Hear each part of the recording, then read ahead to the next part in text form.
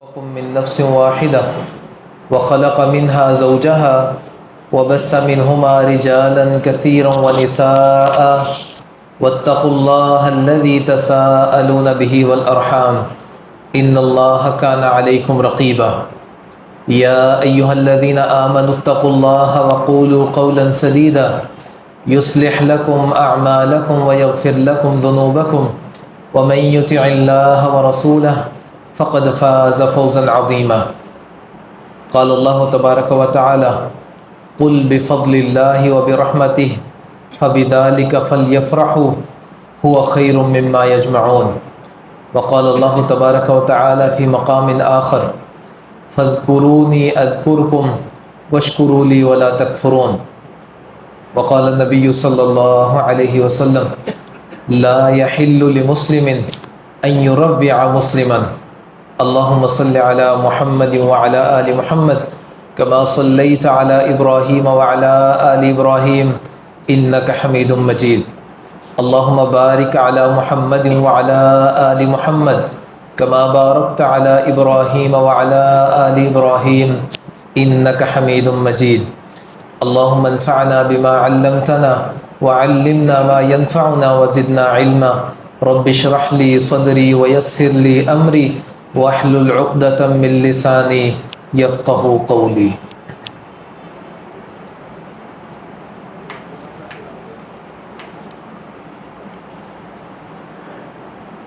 اللہ تعالی ہر شخص کو اس کی زندگی میں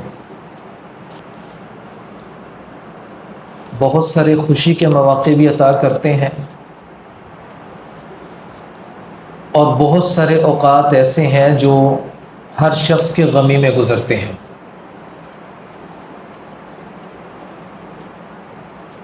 ان دونوں ہی مواقعوں کو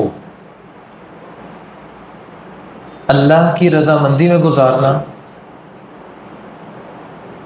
اور خوشی یا غمی دونوں کا خاتمہ اس حال میں کرنا کہ اللہ ہم سے راضی ہو،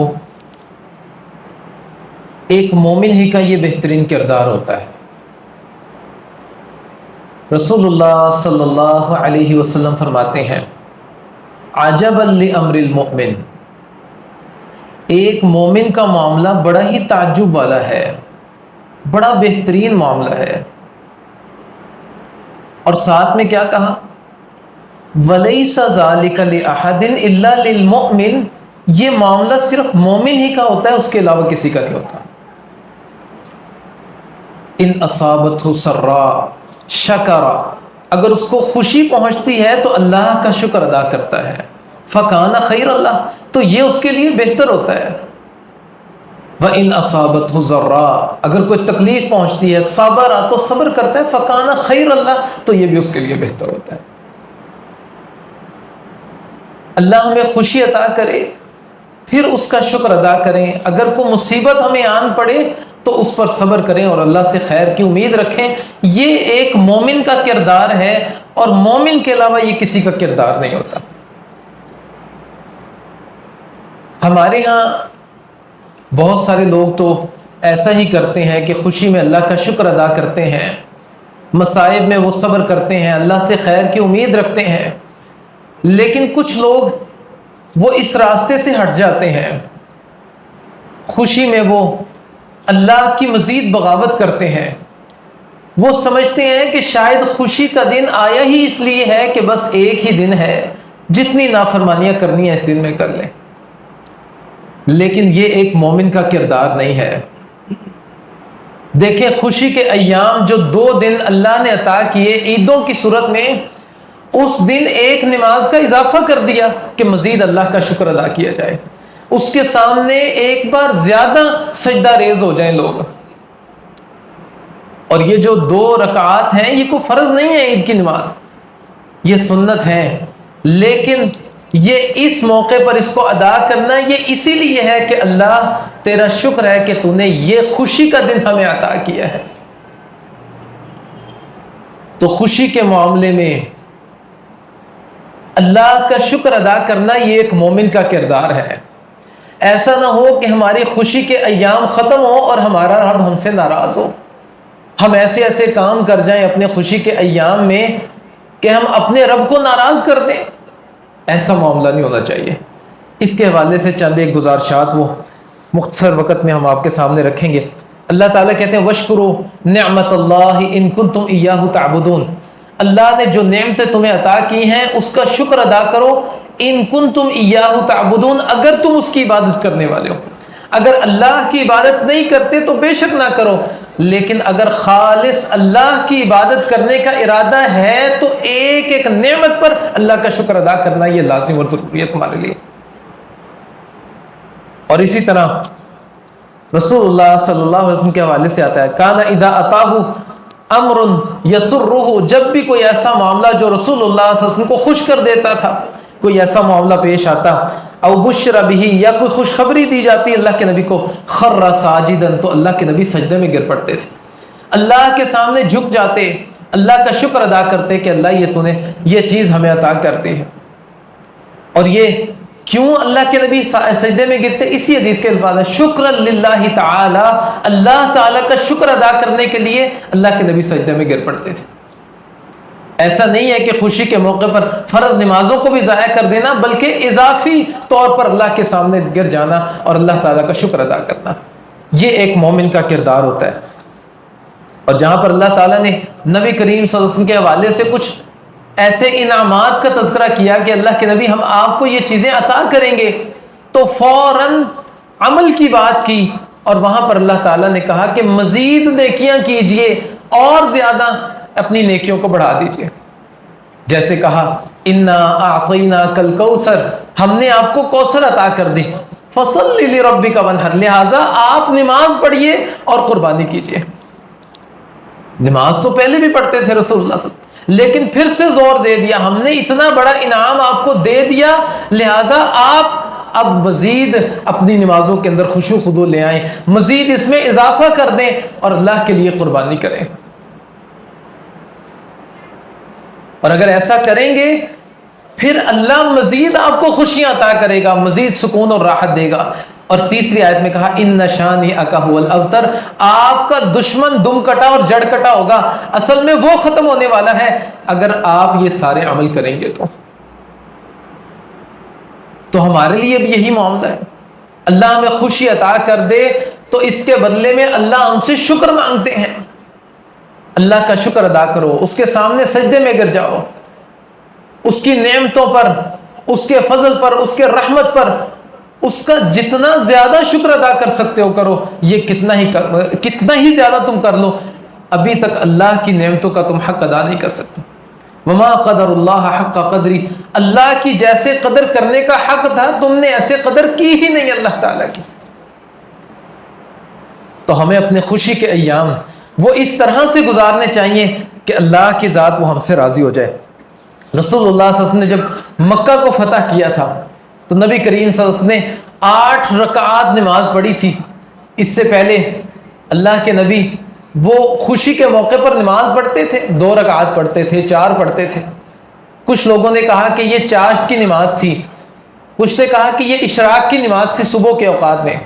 لیکن رسول اللہ صلی اللہ علیہ وسلم جب فتح مکہ سے فارغ ہوئے, آپ اپنے گھر آئے. ام ہانی رضی اللہ تعالی عنہ نبی کریم صلی اللہ علیہ وسلم کی چچا زاد بہن ہے, علی رضی اللہ تعالیٰ عنہ کی بہن ہے. تو نبی کریم صلی اللہ علیہ وسلم کے گھر آئی, سلام کیا. کہتی ہے میں آئی تو اللہ کے نبی غسل کر رہے تھے اور فاطمہ رضی اللہ تعالیٰ عنہ وہ ایک پردہ پکڑ کر کھڑی تھی, رسول اللہ صلی اللہ علیہ وسلم کے سامنے پردہ کیے ہوئے تھی.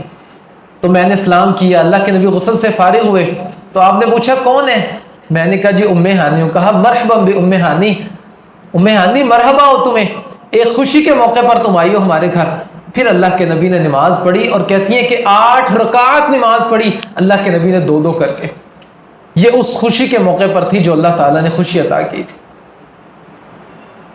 ہم نے بھی کبھی ایسا کیا ہے کہ اللہ نے ہمیں خوشی کے ایام عطا کیے, ہم کسی ایک نماز کے ساتھ 2 رکعات نفل ادا کریں اضافی, اللہ یہ جو خوشی تو نے مجھے عطا کر دی یہ بطور شکرانے کے یہ 2 نفل میں نے ادا کیے.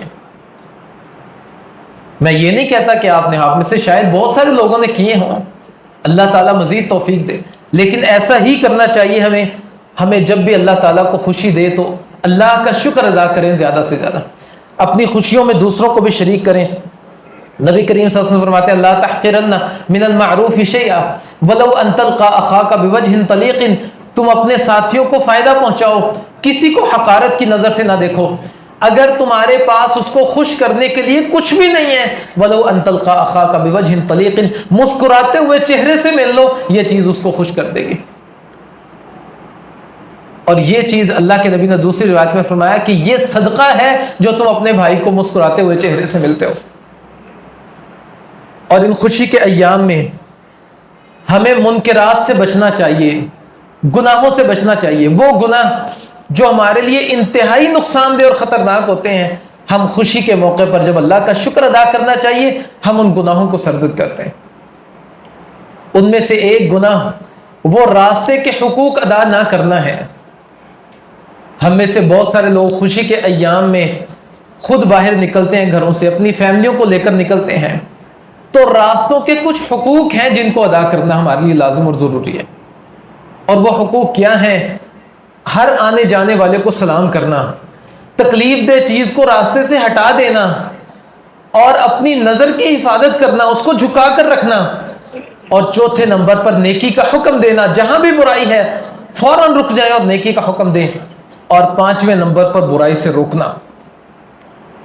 یہ 5 حقوق ہیں ہر اس شخص کے ذمے جو اپنے گھر سے نکلتا ہے, راستے میں موجود ہے. ان 5 چیزوں میں سے کوئی بھی چیز وہ دیکھتا ہے, اس موقع پر اس کا حق ادا کرنا لازم اور ضروری, وگرنہ راستے پر نکلنا اس کے لیے درست نہیں ہے. نبی کریم صلی اللہ علیہ وسلم نے کیا کہا تھا صحابہ کرام سے, تم راستوں میں کیوں بیٹھ جاتے ہو؟ نہ بیٹھو. کہا اللہ کے نبی ہمارے لیے چارہ نہیں, بیٹھنا چاہتے ہیں. پھر رسول اللہ صلی اللہ علیہ وسلم نے کیا کہا, فَإِنْ أَبَيْتُمْ, اگر تم انکار کرتے ہو, تم نے بیٹھنا ہی ہے, میری بات نہیں مانتے تم, اگر تم انکار کرتے ہی ہو تو یہ 5 چیزیں ادا کرنی پڑیں گی تمہیں.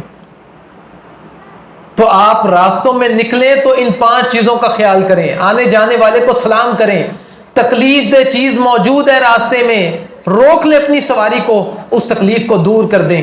اس کے بعد نیکی کا حکم دیں, برائی سے منع کریں لوگوں کو, اور اپنی نظر کی حفاظت کریں. یہ سب سے بڑا حق ہے راستے کا کہ نظر کی حفاظت کرنا. اس کے بعد دوسرے نمبر پر خوشی کے موقع پر موسیقی, گانا سننا.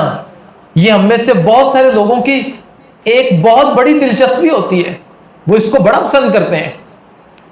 اور اللہ قرآن کریم میں کہتے ہیں وَمِنَ النَّاسِ مَن يَشْتَرِي لَهْوَ الْحَدِيثِ لِيُضِلَّ عَن سَبِيلِ اللَّهِ.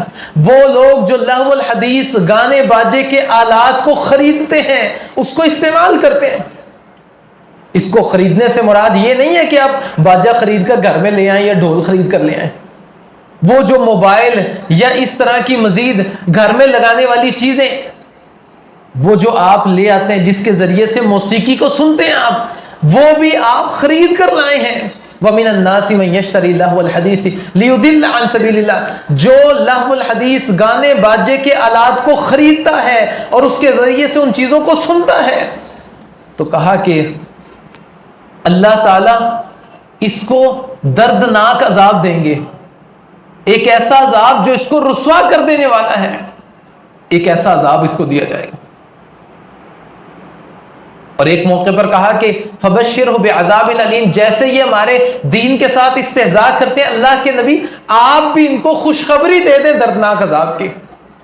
یہ بطور مذاق ایک بڑی خوشخبری تمہیں دیتے ہیں, اور وہ یہ ہے کہ دردناک عذاب اللہ کی طرف سے, اس کے لیے تیار ہو جاؤ.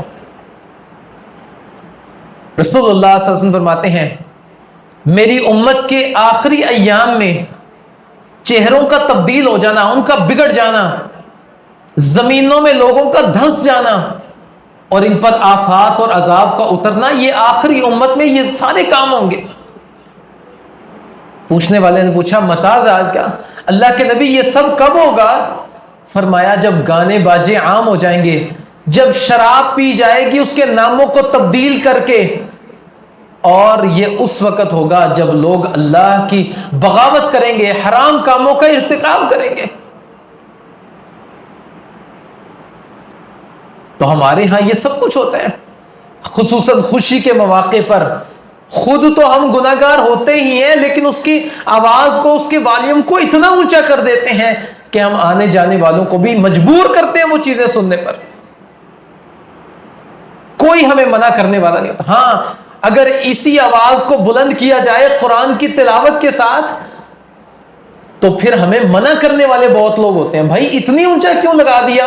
بہت سارے لوگ گزرتے ہیں، وہ کچھ اور کر رہے ہوتے ہیں، ہمسائے شاید کو واش روم میں بیٹھا ہوگا، ایسا کیوں کر دیا آپ نے؟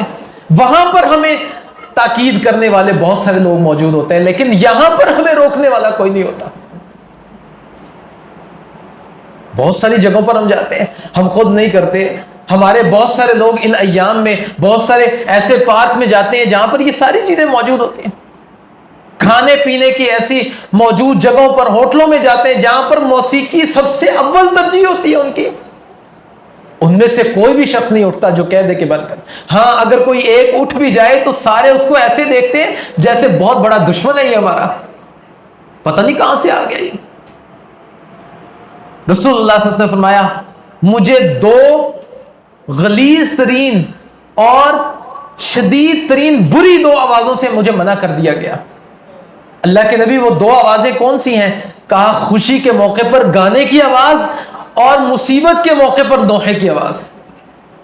اپنے رخسار کو پیٹنا، نوحہ کرنا، اونچی اونچی آوازیں نکالنا مصیبت کے وقت، اور خوشی میں گانے کی آواز، ان دو آوازوں سے مجھے منع کر دیا گیا، اور ساتھ میں یہ بھی کہا یہ غلیظ ترین آوازیں ہیں جو اللہ کو ناراض کر دینے والی۔ پھر ان مواقع پر ہمارے ہاں کچھ لوگ ایسے ہوتے ہیں جو لوگوں کو تنگ کرتے ہیں راستوں میں۔ پرینک، ہمارے ہاں بہت لفظ سنا ہوگا، حالانکہ یہ بڑا ہی شدید اور خطرناک لفظ بھی بڑا خطرناک ہے، یہ کام بھی بڑا خطرناک ہے۔ رسول اللہ صلی اللہ علیہ وسلم نے فرمایا لا یحل لمسلم ان یروع مسلما، کسی مسلمان کے لیے حلال نہیں ہے کہ وہ کسی دوسرے مسلمان کو خوف زدہ کر دے۔ خوف زدہ کرنا مطلب آپ کمرے کے دروازے کے پیچھے چھپ جائیں، کمرے میں کوئی ہے اس کو ڈرا دے، خوف زدہ کر دے، یہ بھی آپ کے لیے جائز نہیں، چاہے جائے کہ آپ راستوں میں شدید ترین طریقے سے دوسروں کو ڈرا دیں اور خوف زدہ کر دیں۔ لا یحل لمسلم ان یروع مسلما، حلال ہی نہیں ہے، جائز ہی نہیں ہے کسی بھی صورت۔ المسلم من سلم المسلمون من لسانه ویده، مسلمان وہ ہے جس کے ہاتھ اور زبان سے دوسرے مسلمان محفوظ رہے۔ ہمارے ہاں تکالیف دی جاتی ہے، مذاق کر رہے ہیں جی ہم تو، اس مذاق کی آڑ میں ہم پتہ نہیں کیا کیا کچھ کر جاتے ہیں۔ یہ کیسا مذاق ہے کہ کچھ نوجوان گزرتے گزرتے ایک بزرگ کو تنگ کر جاتے ہیں، اس کو دھکا دے جاتے ہیں، اس کے اوپر پانی گرا جاتے ہیں۔ آپ کو کس نے یہ حق دے دیا؟ رسول اللہ صلی اللہ علیہ وسلم تو یہ کہا تھا وہ شخص ہم میں سے نہیں جو چھوٹوں پر شفقت نہ کرے اور بڑوں کی عزت نہ کرے۔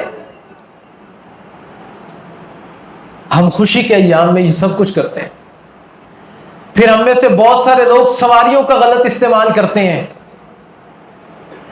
بہت سارے لوگوں کے بچے سواریوں کا بڑا غلط استعمال کرتے ہیں، خود بھی نقصان کرتے ہیں، دوسروں کا بھی نقصان کر جاتے ہیں۔ ان ساری کی ساری چیزوں سے رسول اللہ صلی اللہ علیہ وسلم نے ہمیں منع کیا ہے۔ دوسروں کا خیال کرنا، ان کو تکلیف سے بچانا، یہ ہم میں سے ہر شخص کے لیے لازم اور ضروری ہے۔ تو یہ ساری باتوں کا جو خلاصہ ہے وہ یہ ہے کہ خوشی کے ایام وہ ہمارے اس حالت میں ختم ہونے چاہیے کہ ہمارا رب ہم سے راضی ہو۔ خوشی کے ایام اس لیے نہیں ہے کہ ہم یہ کہہ دیں بس ایک ہی تو دن ہے، اس دن میں موج مستی کر لو، مولوی تو بولتے رہتے ہیں۔ نہیں، ذرا آپ اکیلے بیٹھیں، آنکھیں بند کریں اور تصور کریں میں اپنے رب کے سامنے کھڑا ہوں، قیامت کا دن ہے، اور میرا رب مجھ سے یہ کہتا ہے کہ میرے بندے وہ جو ایک خوشی کا دن میں نے تجھے عطا کیا تھا نا، آج بس اس کا سوال کرنا ہے، مجھے تیری ساری زندگی سے کوئی مقصد نہیں، اس کا جواب دے دے مجھے، اس کے بعد اس ایک دن کی بنیاد پر تیری کامیابی یا ناکامی کے فیصلے ہوں گے۔ اللہ کہہ سکتا ہے، بالکل کہہ سکتا ہے۔